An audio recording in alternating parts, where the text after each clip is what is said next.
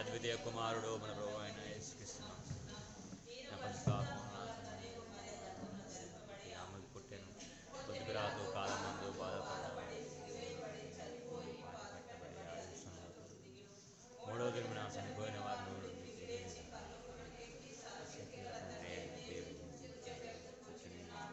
సజీవులను ఆయన కన్ను వచ్చిన పరిశుద్ధాత్మను నమ్ముతున్నాను. పరిశుద్ధ సార్వత్రిక సంఘమును, పరిశుద్ధ సహవాసమును, క్షమాపణను, శరీర పునరుద్ధానమును, నిత్య జీవమును నమ్ముతున్నాను. ఆమేన్. కూర్చో.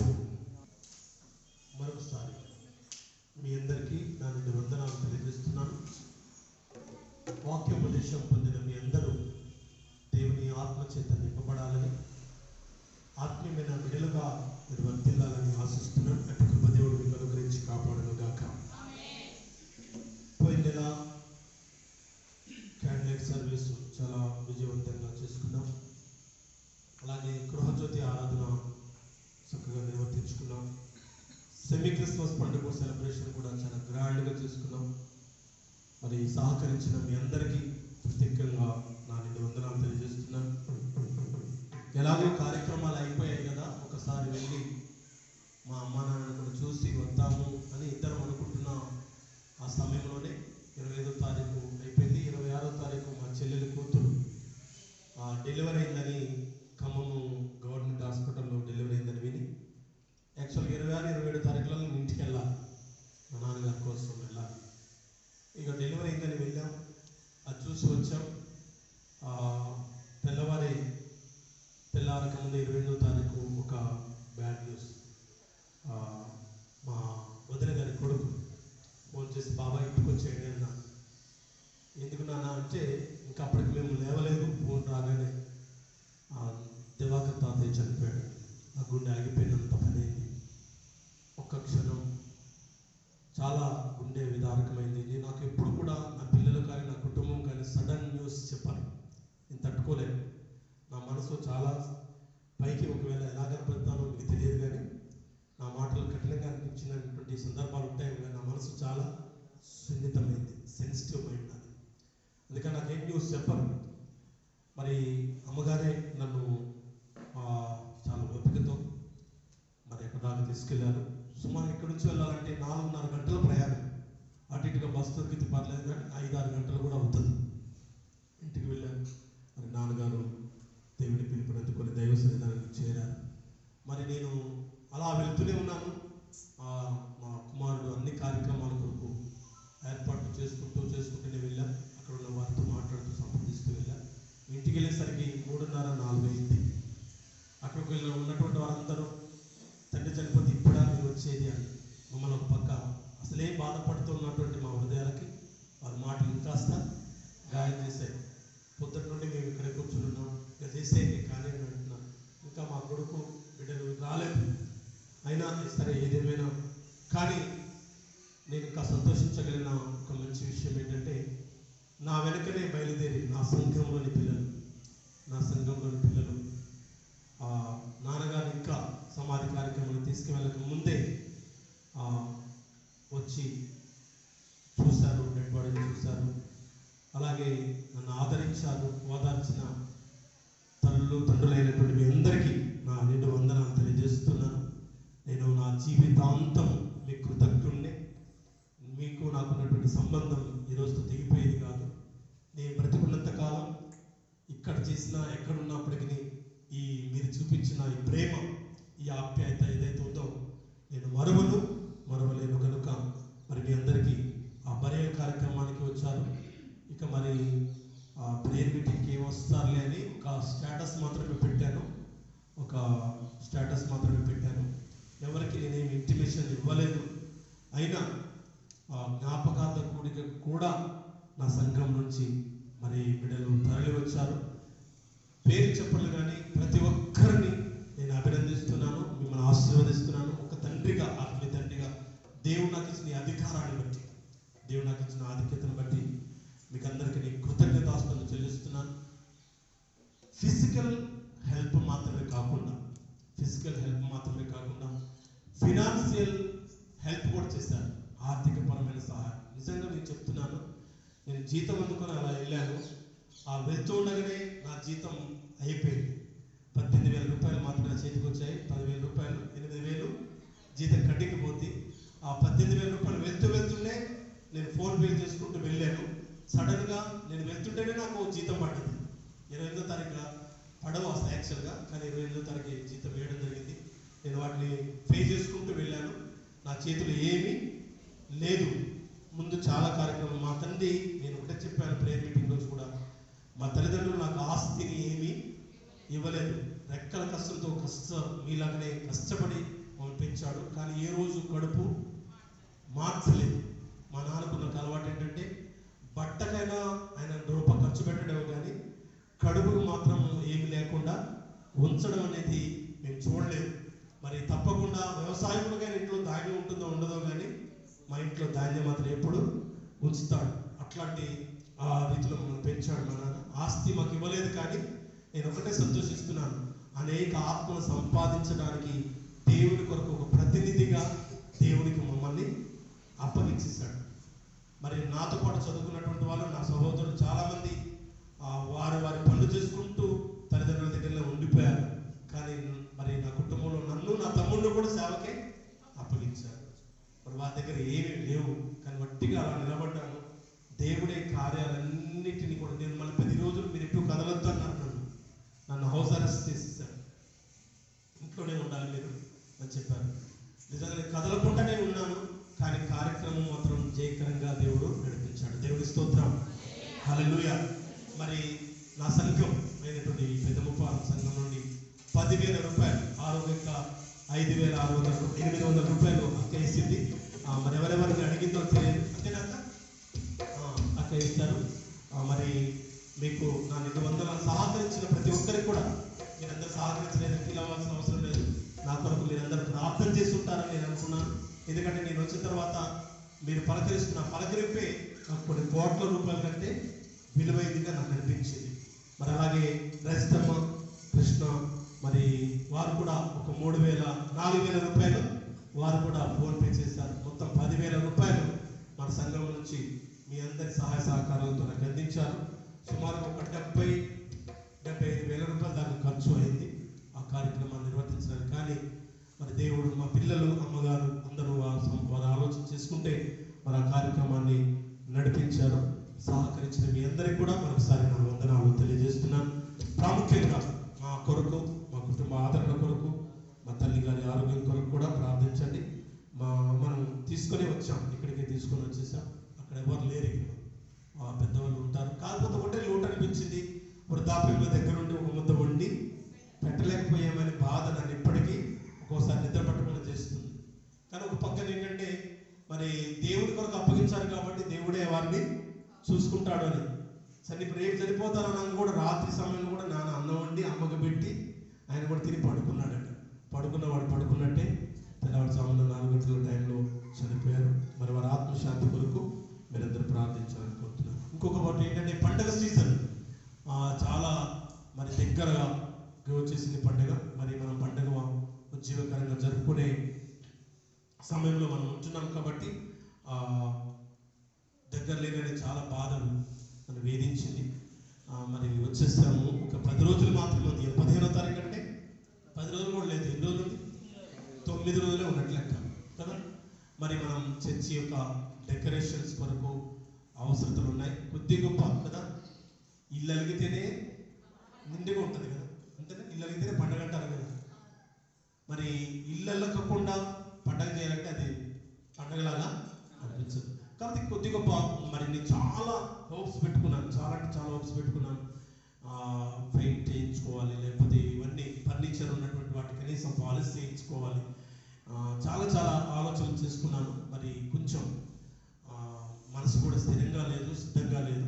అయినా మరి ఏదో ఒకటి, ఏది ఆగదు కదా, ఏది ఆగదు. కాబట్టి నేను ఒక రిక్వెస్ట్ బ్రతిమాలుతున్నాను మిమ్మల్ని, మీ ఇంటి దగ్గరకు వచ్చేంత టైము లేదు. ఎవరైనా ప్రేరేపబడినటువంటి వారు దేవాలయ అలంకరణ కొరకు స్వచ్ఛందంగా మీరు ప్రేరేపించబడితే మీ వంతు సహాయ సహకారాలు అందించండి. తప్పకుండా ఎంత ఉంటే అంత, ఇంత డిమాండింగ్ లేదు. మీరు ప్రేరేపించబడిన కొలది కూడా నేను తెలియజేశాను. మరి ఈరోజు వాటికి స్పందించి ముందుకు రాసుకోవాలి. 1,000 రూపాయలు మరి శుక్రవారం చెప్పినటువంటి మాటను బట్టి మొదట మీరు ఇచ్చిన కానుకను బట్టి అమ్మ మిమ్మల్ని మీ కుటుంబాన్ని దేవుడు దీవించును గాక. 1,000 రూపాయల రోజు రాసుకోండి. ఇంకా ప్రేరేపడినటువంటి వారు అలాగే మరి కొన్ని కార్యక్రమాలు, ఎందుకంటే కొన్ని లైట్స్ రావట్లేదు, డెకరేషన్ కూడా కొంచెం బల్బ్స్ను లేకపోతే మనం చెంకి లైట్స్ ఇవన్నీ తీసుకురావాల్సినటువంటి అవసరం ఉన్నది. తప్పకుండా మీరందరూ సహకరించాల్సిందిగా మనవి చేస్తున్నాను. ఇప్పుడు ఇవ్వకపోయినా మళ్ళీ మీ ఇంటికి వచ్చి అమ్మ ఏమన్నా ఇస్తారా అని నేను ఏమని అడగను. మీరే ఇటు ట్రెజరర్ గారికి కానివ్వండి, నాకు కానివ్వండి, సెక్రటరీ గారికి కానివ్వండి అందచేయండి. వాటితో దేవాలయంలో కొన్ని పనులను మనం చేయడానికి అవకాశం ఉంటుందనే విషయాన్ని మీకు జ్ఞాపకం చేస్తున్నాం. గుడిశాల మహేష్ గారు చప్పట్లు కొట్టండి. రోజుల గారికి తండ్రి పేరు వేరే గారు, గుడిశాల మహేష్ గారు 2,500 రూపాయలు డెకరేషన్ పర్పస్ గా 2,500 రూపాయలు పంపించారు. వారిని వారి కుటుంబాన్ని దేవుడు తీర్చారు. రోజుల గారి కోసం కూడా మీరందరూ ఒకసారి చప్పట్లు కొట్టండి. 1,000 రూపాయలు ఇలా మీరందరూ కూడా ఇచ్చి సహకరించండి. మరి ఆ పండుగ సందర్భంలో కొంచెం కొత్తదనం కావాలి కదా, మరి డెకరేషన్ మందిరంలో జరగాలి. కొంచెం కొత్తదనం తీసుకొని రావడానికి మీ సహాయ సహకారాలు అందించండి. మీరు ఇంటికి వెళ్ళిన తర్వాత ఇవాళ లేక రేపు ఎల్లుండి లోపల మీరు తీస్తే మీరు వచ్చిన దాన్ని బట్టి మేము ఆలోచన చేస్తాం. ఏం తీస్తే బాగుంటుంది. అయ్యా తిరగడం అయితే లేదు, ఎవరింటి దగ్గరికి మేము రాలేము. అది గమనించండి. మరి ఎవరి దగ్గరికి రావడానికి సమయం అంతా లేదు కనుక లెనిన్ గారు ఒక 300 రూపాయలు ఇచ్చారు.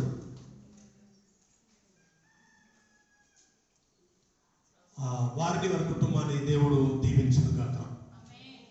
మరి అలాగే మీరు ప్రేరేపించబడినటువంటి ప్రతి ఒక్కరూ కొంచెం మీకు కలిగిన దాన్ని బట్టి సాయం చేయండి. వన్ రిక్వెస్ట్,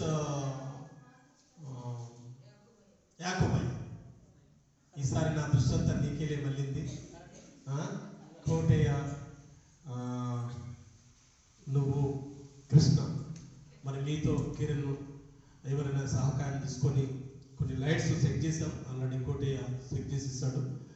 వాటితో పైన కొంచెం ఈరోజు రేపట్లో వాటిని ఈరోజు చేస్తే ఇంకా చాలా మంచిది. కొంచెం సమయాన్ని తీసుకోండి. ఎన్నో పనులు ఉంటాయి, మీకు ఆదాయాన్ని ఇచ్చే పనులు ఎన్నో ఉంటాయి. కొంత సమయాన్ని దేవునికి కేటాయించండి. దేవుడు మీకు ఇచ్చే పనులను రెట్టింపు చేస్తాడు. ఆమేన్, హల్లెలూయా. మరి మీరందరూ అయ్యా కోటయ్య సహాయం చేయండి. మీరు మీకు తోచినటువంటి విధానంలో దాన్ని డెకరేషన్ చేసేస్తే పై పని అయిపోయిందంటే కింద పని నెక్స్ట్ మనం ఏం చేద్దాం, ఏం చేయకూడదు అనేటువంటి ఆలోచన మనం చేస్తాం. తప్పకుండా సహకరించాల్సిందిగా కోరుతున్నాను. మరి నేను 2 ఆదివారాలు మీ మధ్య లేకపోవడం జరిగింది. 2 ఆదివారాలు కూడా మరి 2 శుక్రవారాలు కూడా నా దగ్గర పనిచేస్తున్నటువంటి నోవాకు నేను ఆ బాధ్యత అప్పగించాను. మరి చాలా బాబు వచ్చి ఇక్కడ పంతులు గారు వచ్చి ఆరాధన నిర్వహించినందుకు నోవా గారికి కూడా నా కృతజ్ఞతలు తెలియజేస్తున్నాను. మొదటి ఆదివారం ప్రివ్యూల్ ద్వారా 600 రూపాయలు లెనిన్ గారు వేస్తారు. 600 రూపాయలు. జనరల్ కానుక ద్వారా 460 రూపాయలు. మొత్తం 1,040 రూపాయలు మొదటి ఆదివారం వచ్చాయి. రెండవ ఆదివారం జనరల్ ప్రివ్యూల్ ద్వారా 300 రూపాయలు వచ్చాయి. ప్రివ్యూల్ ద్వారా 300, జనరల్ ద్వారా 550 రూపాయలు వచ్చాయి. మొత్తం 850 రూపాయలు పోయిన వారం వచ్చాయి. ఇవి కానుకల యొక్క వివరాలు గమనించాల్సిందిగా మనం చేస్తున్నాం. మరి తప్పకుండా అయ్యారా మీరు తప్పకుండా ఫిజికల్గా హెల్ప్ చేసేవారు ఫిజికల్గా హెల్ప్ చేయండి. ఫైనాన్షియల్గా హెల్ప్ చేసేవారు మీ వంతు మీకున్న దాన్ని బట్టి దేవుడి కొరకు మన ఇంటిని ఎలాగో ఏమున్నా లేకపోయినా అప్పు తెచ్చైనా కదా, పిల్లల బట్టలు కొనాలి గారు, అందుకని 1,000 రూపాయలు 10,000 అప్పు తెచ్చాను అంటావా అన్నమా? మరి ఆ అప్పులో ఇది ఒక అప్పు కదా, ఇది కూడా ఒక అప్పే. మరి దేవుని కొరకు మనం అప్పే ఇస్తాం కదా. మరి దేవుని కొరకు మీరు వాడండి. మీకు వచ్చిన కష్టార్జితం నుండి పనులు ఏమి లేవయ్యా అంటే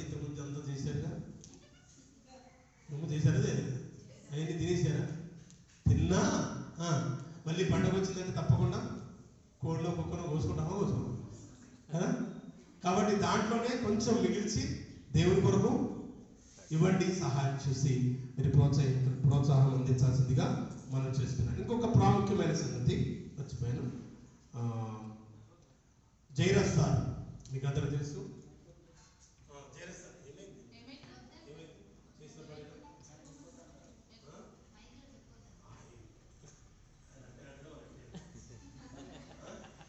ఆయన ఒక 2 సంవత్సరాల క్రితమే ఒక ప్రామిస్ చేశారు. ఫ్యాడ్ ఇస్తానన్నారు. తర్వాత ఫ్యాడ్తో నుండి నేను దాన్ని యాంప్లిఫైర్కి మార్చాను. ఒక యాంప్లిఫైర్ కోసం మార్చాను. ఎందుకంటే సపోర్ట్ చేయట్లేదు, ఒక మౌతే తిరుగుతుంది కదా. కాబట్టి దాన్ని సహాయం చేయాలని అడిగితే ఇప్పుడు అప్పుడు అని సంవత్సరం అయిపోయింది నేను వచ్చిన తర్వాత కూడా. ఇక నేను ఇది కాదని నేను కృష్ణని పని పెట్టుకొని పంపించాను. ఆయన చాలా కష్టపడుతుంది. నిన్న తెల్లవారుజాము 4 గంటలకే లేచాడు, నడిచిపోతూనే ఉన్నాడు. నేనే మన వెనక బండి వేసుకొని వెళ్ళి దంతాల పిల్లలు దింపి వచ్చాను. మళ్ళీ ఆయన వెళ్ళి తీసుకొని రాత్రి 11 గంటలకి వరకు అది యాంప్లిఫైర్ తీసుకొని వచ్చాడు. సార్ కొనిచ్చారు. ఒక 250 కలిగినటువంటి యాంప్లిఫైర్ ఇచ్చారు. వారిని వారి కుటుంబాన్ని దేవుడు దీవించారు. అందరు చెప్పండి కొట్టి కొంచెం సపోర్ట్ కదా. ఇది ఇప్పుడు దీనికి ఒక 2 మౌతులు వాడుకోవచ్చు, దానికి ఒక 2 మౌతులు వాడుకోవచ్చు. నేను ఇంకా చాలా ఎక్కువగా ఆశపడ్డాను, కానీ సార్ ఇస్తారన్న దానికి నా తగ్గట్టుగా వారు చేసి పంపించారు. ఏదేమైనా ఒక బహుమానం అయితే రావడం జరిగింది కదా. 19,000 రూపాయల విలువైన ఒక యాంప్లిఫైర్ మనకి ఇవ్వడం జరిగింది. దీని కొరకు వారి కుటుంబం కొరకు చిన్న ప్రార్థన చేస్తాం. కృపగల దేవా, పరిశుద్ధుడైన తండ్రి, జయనస్తారు కుటుంబాన్ని మీరు ఆశీర్వదించండి.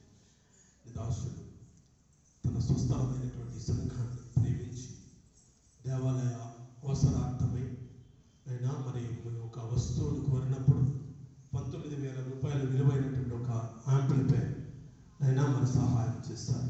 దేవవారిని వారి కుటుంబాన్ని మీరు దీవించి ఆశీర్వదించమని ప్రార్థిస్తున్నాం. దీన్ని తండ్రి యొక్కయు కుమారుని యొక్కయు పరిశుద్ధాత్మ యొక్క నామమున ఈ దేవాలయంలో వాడబడడానికి సెయింట్ పీటర్ చేసి దేవాలయం కొరకు ప్రతిష్ఠిస్తున్నారు. మరి సహాయం చేస్తున్న కుటుంబాన్ని కూడా మీరు దీవించి ఆశీర్వదించి మీ దీవులతో నింపమని ఏస్తున్నామని బట్టి ప్రార్థించడం వేడుకుంటున్నాం తండ్రి.